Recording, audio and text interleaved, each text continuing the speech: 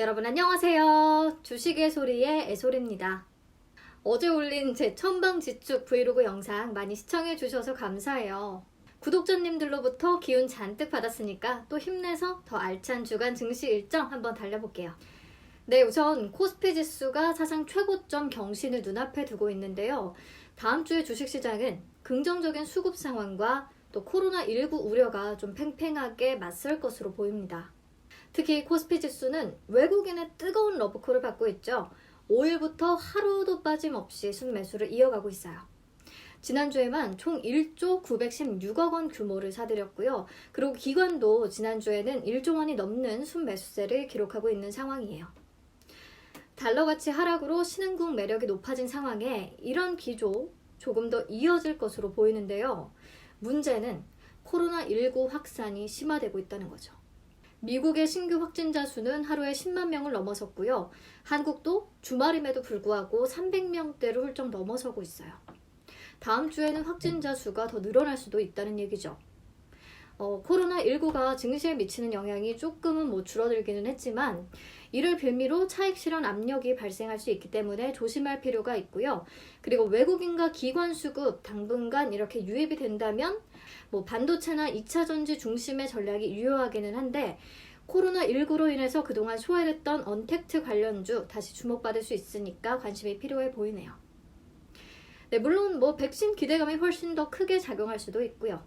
상황에 따라 잘 대응할 수 있게 전략을 잘 짜두세요. 네, 그럼 월요일 일정부터 살펴볼까요?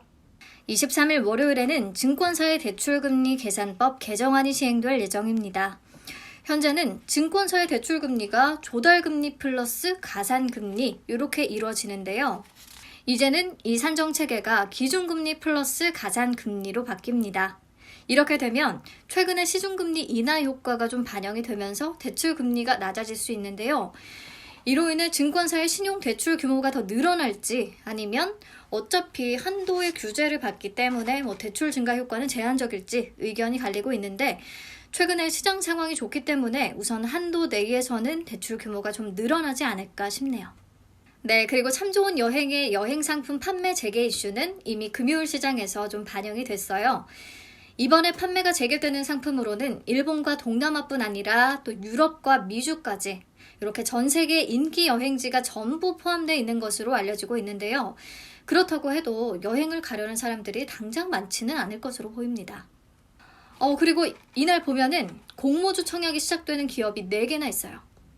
포인트 모바일, 클리노믹스, 앱코, NFC인데 이번에도 제가 관심이 가는 종목이 몇 개 있기는 하네요. 우선 포인트 모바일부터 보시면 포인트 모바일은 산업용 모바일 기기 전문 기업입니다. 산업용 스마트폰과 블루투스 바코드 스캐너 등 다양한 제품 포트폴리오를 보유하고 있어요.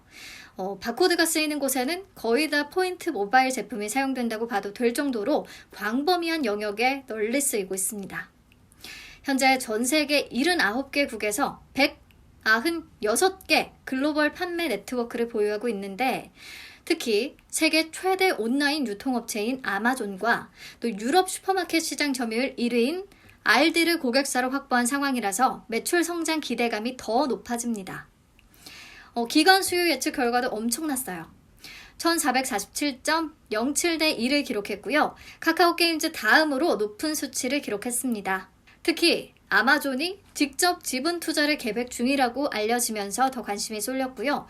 수요 예측 참여 기관 중에 99.95%가 공모 밴드 상단 이상으로 가격을 제시하면서 공모가는 상단인 15,000원에 확정이 됐습니다. 의무 보유 확약 비율은 18%로 아주 높지는 않습니다.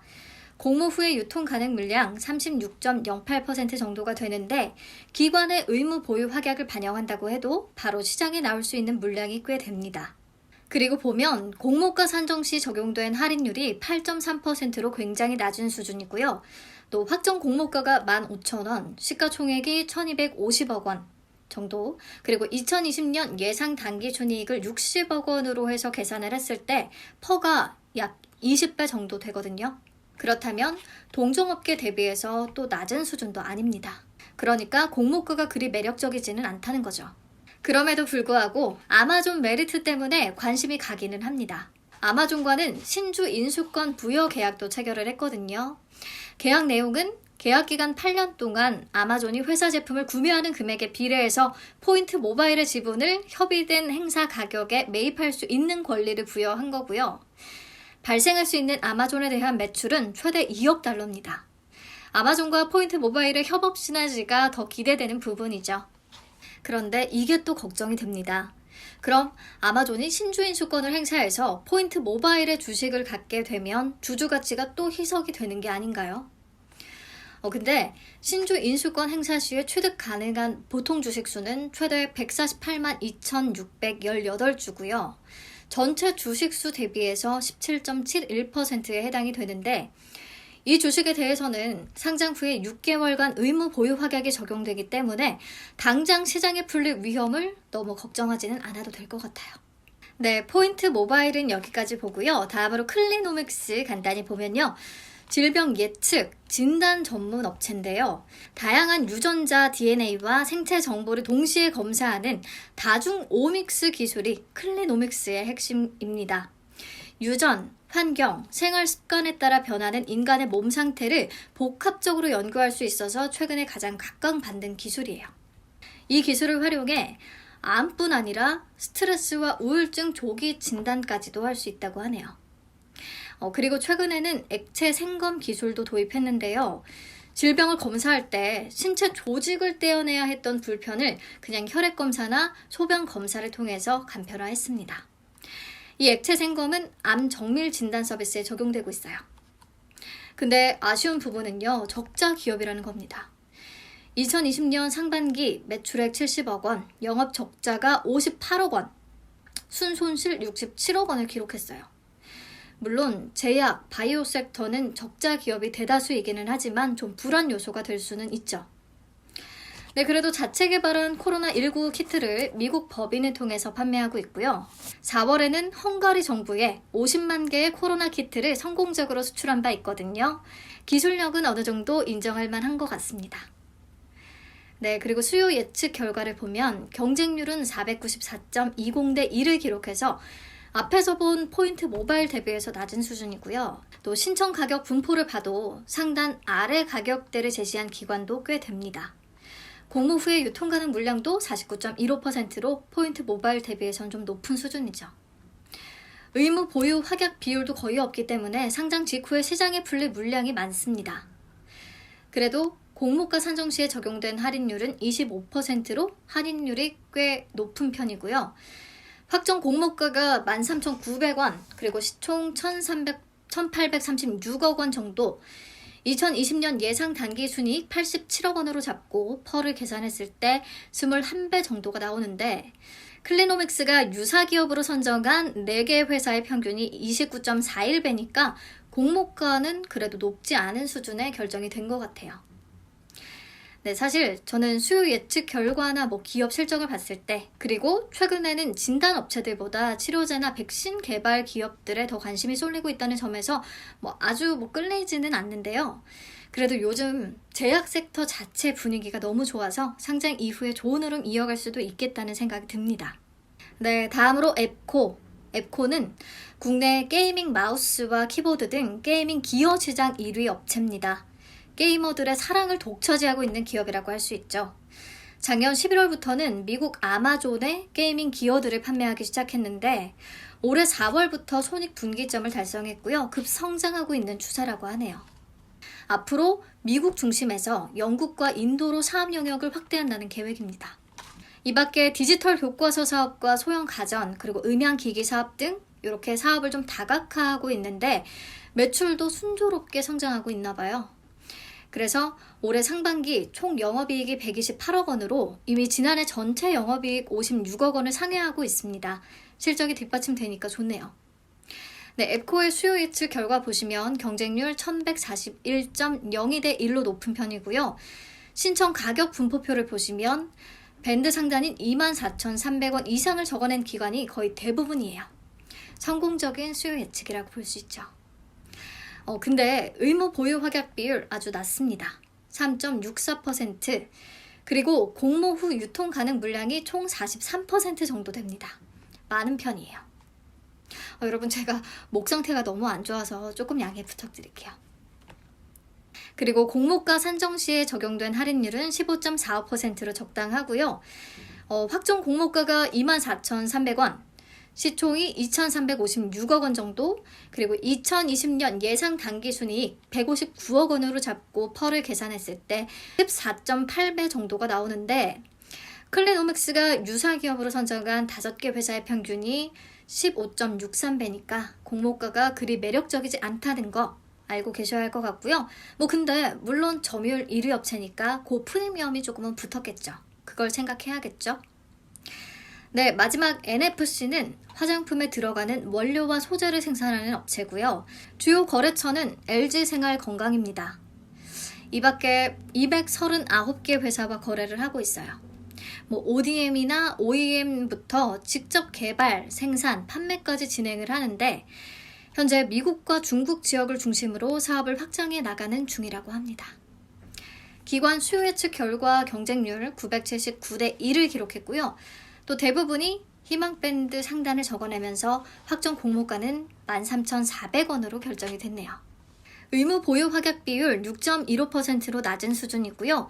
유통 가능 물량은 38% 정도입니다. 여러분들 다른 내용은 표를 통해서 한번 정리해 주세요. 4개 기업의 주요 내용들 제가 적어놨는데 저라면 포인트 모바일 1순위로 청약을 하고요. 클래노맥스나 앱코 중에서 좀 고민을 할 것 같아요. 내용이나 수요 예측 결과, 유통 물량만 따져보면 앱코가 더 좋아 보이기는 하는데 제약주 분위기를 무시할 수는 없어서 조금 다른 제약주들 상장 후에 어떤 흐름 보였나 최근 것들 좀 찾아봐야 할 것 같아요. 여러분들도 내용 더 잘 찾아보시고 잘 판단하세요. 넘어가서 24일 화요일에는 두산 인프라코어 본입찰 예정돼 있죠. 두산그룹이 두산 인프라코어 차이나 소송 관련한 우발 채무를 떠안겠다고 약속을 했는데 구체적으로는요. 두산 인프라코어를 인적 분할해서 본업을 영위하는 사업회사와 두산 밥켓을 자회사로 두는 투자회사로 분할을 한 뒤에 채무는 투자회사에 그대로 남기고요. 밥켓 지분이 없이 사업회사만 매각할 것으로 전해집니다. 하지만 인수 후보자들의 반응이 뜨뜻미지근한가 봐요. 상법상 분할한 회사들이 분할 전 회사의 채무를 연대 변제 형태로 공동 책임져야 하거든요. 그러니까 인수 후보자들이 연대 책임 의무를 갖게 될 수도 있기 때문에 여전히 불확실성 그대로 남아있다는 입장이에요. 이를 문제로 계속 매각 가격도 낮추려고 하고 있고요. 저는 매수를 했지만 이렇게 걸리는 부분 많은 종목 매매 안 하시는 게 좋을 것 같네요. 네, 그리고 이날 그래미상 후보가 발표되죠. BTS가 후보의 이름을 올릴지 전 세계에 이목이 쏠리고 있는데 빌보드는 그래미상 4대 부문의 가장 유력한 후보 8인을 선정한 기사에서 방탄소년단 히트곡 다이너마이트가 올해의 레코드상인 레코드 오브 더 이어 후보에 오를 가능성이 크다고 보도했습니다. AP통신은 다이너마이트로 베스트 팝 듀오 그룹 퍼포먼스 부문 후보에 오를 것으로 점쳤고요. 네, 모쪼록 좋은 결과 기대해 보도록 하겠습니다. 네, 넘어가서 25일 수요일에는 중국 왕이 외교장관이 방한할 예정입니다. 이 이슈도 이미 시장에 반영이 됐죠. 지난 금요일에 화장품, 면세, 여행, 한국 상장 중국 기업들 일제히 올랐잖아요. 이번 방안에서 강경화 외교부 장관을 만나 한중 외교장관 회담도 가질 것으로 알려지고 있고요. 그리고 이때 시 주석의 방한 일정에 대한 조율도 오갈 것 같기는 한데 코로나19 때문에 빠른 시일 내에 일정을 잡기는 어려울 것 같습니다. 시진핑 주석의 방안이 성사되면 한한령 기대감 높아질 텐데 어떻게 될지 지켜봐야겠네요. 네, 그리고 이날 ICT 대표 기업 6개, 삼성전자, 이동통신 3사, 네이버, 카카오가 청와대와 정부가 주최하는 행사에 참여해서 각사의 AI 전략과 연구 개발 현황을 소개할 예정입니다. 이번 행사는 AI 국가 전략 공개 이후 지난 1년간의 성과를 점검하고 새로운 AI 전략을 확보하기 위한 자리인데요. 또 바로 아래에 딱 보시면 네이버가 국내 최대 개발자 컨퍼런스 데뷔를 개최하거든요. 올해 행사가 역대 최고 수준이라고 하고요. 모바일, 클라우드, 머신러닝, AI 등 총 81개 세션으로 열린다고 해요. 그러니까 AI와 네이버가 두 일정에서 겹치는 부분이네요. 주가에 영향을 바로 줄 만큼의 일정은 아니지만 체크해보면 좋을 것 같아요. 네, 그리고 위메이드가 모바일 MMORPG 게임이죠. 신작 미르4를 출시할 예정입니다. 지난 10월 29일부터 11월 1일까지 진행한 베타 테스트에서 이용자 중에 77.7%가 정식 오픈 시 플레이하겠다는 답변을 남겼다고 하고요. 그리고 76.9%는 미르4를 지인에게 추천하겠다고 응답한 것으로 알려지거든요. 무협 세계관을 바탕으로 한 미르4가 기대만큼의 성과를 낼지 이목이 쏠립니다. 네, 그리고 제가 청약에 참여한 하나기술이 이날 신규 상장을 하는데요. 2차전지 장비 업체고요. 다양한 강점을 가진 기업이었는데 최근 2차전지 관련주들 흐름이 꽤 좋고 또 금요일에 LG화학의 테슬라 모델 Y 배터리 전량 수주 소식도 있었고 해서 이 분위기 타고 좋은 성과 내줬으면 합니다. 네, 마찬가지로 상장 직후 하루 이틀 말고요. 그 이후의 흐름 잘 지켜보셔도 좋을 것 같아요. 네, 26일에는 한국은행의 금융통화위원회가 개최되는데요. 아무래도 기준금리는 내년까지 동결될 가능성이 높다는 게 전문가들의 의견입니다. 그쵸? 코로나로 어수선한 상황에 기준금리 높이는 건 쉽지 않죠. 네, 그리고 이날 LG그룹의 계열 분리 관련 이사회가 열립니다. 구본준 LG그룹 고문이 LG상사와 LG하우시스, 판토스를 거느리고 LG그룹에서 계열 분리할 것으로 알려지고 있는데요. 왜 이런 계열 분리를 하냐면 LG그룹의 전통이에요. LG그룹은 선대 회장이 별세하면 장남이 그룹 경영을 이어받고요. 그냥 동생들은 분리해 나가는 이렇게 형제 독립 경영 체제를 이어왔거든요. 그렇다면 이번 계열 분리는 어떤 방식으로 진행이 될까? 현재 구고문이 보유한 주 LG 지분을 LG가 보유하고 있는 LG상사와 LG하우시스 지분과 교환하는 방식이 될 것으로 보입니다. 근데 구고문이 보유한 주 LG 지분 가치가 약 1조 원 정도 되거든요. LG가 보유하고 있는 LG상사와 또 LG하우시스의 지분을 합치면 4천억 원 정도밖에 안 돼요. 그래서 구고문이 남는 돈으로 반도체 설계 회사인 실리콘웍스와 화학소재 제조사인 LGMMA까지 추가 분리해 나갈 수 있다는 전망이 나옵니다. 네, 어쨌든 계열 분리는 몇 년간 LG그룹의 숙제였고 구본준 고문이 어떤 계열사를 딱 떼내서 나갈지 얘기가 많았었는데 아무래도 LG그룹의 주력 사업인 전자와 LG화학을 온전히 보존하면서 지배 구조에 미치는 영향을 최소화할 수 있는 계열사들을 선택을 한 것 같아요. 증권가에서는 이번 계열 분리로 자회사 일감 몰아주기 문제가 해소될 수 있다고 보는데요. 왜냐하면 판토스는 30년 넘게 LG그룹의 해외 물류를 책임지고 있는데 LG전자와 LG화학이 주요 고객사거든요. 그래서 내부 거래 비율이 60%에 달해서 공정거래위원회가 대표적인 표적으로 삼아왔어요. 그런데 이렇게 법적으로 계열 분리를 마무리하면 이런 내부 거래의 공격에도 자유로울 수 있게 됩니다. 그리고 LG 지주사 입장에서는 이번 분리를 통해 분사를 앞둔 LG에너지솔루션이나 LG전자, LG화학에 더 역량을 집중할 수 있겠죠. 어차피 또 지분 맞교환 방식이라서 주가에 미칠 영향도 그리 크지는 않고요. 그러니까 결론적으로 LG상사와 LG하우시스, 판토스는 자회사 일감 몰아주기 문제가 해결되면서 오히려 구고문만의 도전적인 리더십 아래 다시 기업 가치가 재평가될 수 있겠고요. LG라는 네임밸류를 못 쓴다는 부분이 조금 단점이기는 하지만 오히려 기회가 될 수 있다는 분석입니다. 그 밖에 LG전자나 LG화학 같은 LG 지주사 밑에 계열사들은 그룹의 마지막 과제를 해결을 하면서 불확실성을 마무리했기 때문에 본격적인 랠리를 펼칠 수 있을 것 같습니다. 네, 그리고 지난주에 얘기했던 제일전기공업이 상장을 하네요. 간단한 내용은 지난주 주간 증시 일정 한번 참고해 주시고요. 상장 후에 유통 가능 물량이 26% 수준으로 매우 낮기 때문에 오버행 이슈에서 자유롭다는 측면, 그리고 스마트 배선 기구의 성장 가능성, 이런 거 체크하면서 관심 가져봐도 좋을 것 같아요. 네, 이날 미국 증시는 휴장이고요. 현지 시간으로 26일, 그러니까 한국 시간으로는 27일 오전 4시에 FOMC 11월 의사록이 공개될 예정입니다. 연방준비제도 위원들이 향후의 경기 전망을 어떻게 하는지, 현재 미국의 추가 경기 부양책 논의가 꽉 막혀 있어서 혹시 연준이 강력한 완화 정책을 빨리 내놓을 수 있을지 이목이 집중되네요. 네, 그리고 27일 금요일은 미국 최대 쇼핑 시즌 블랙 프라이데이가 시작되는 날입니다. 블랙 프라이데이에는 무조건 TV나 냉장고 이런 가전제품을 노려야 한다 이런 얘기들 있잖아요. 그 밖에도 다양한 제품들의 미국 직구가 진행될 것으로 예상이 되는데, 그렇다면 블랙 프라이데이의 대표 수혜주들에는 어떤 것들이 있을까요?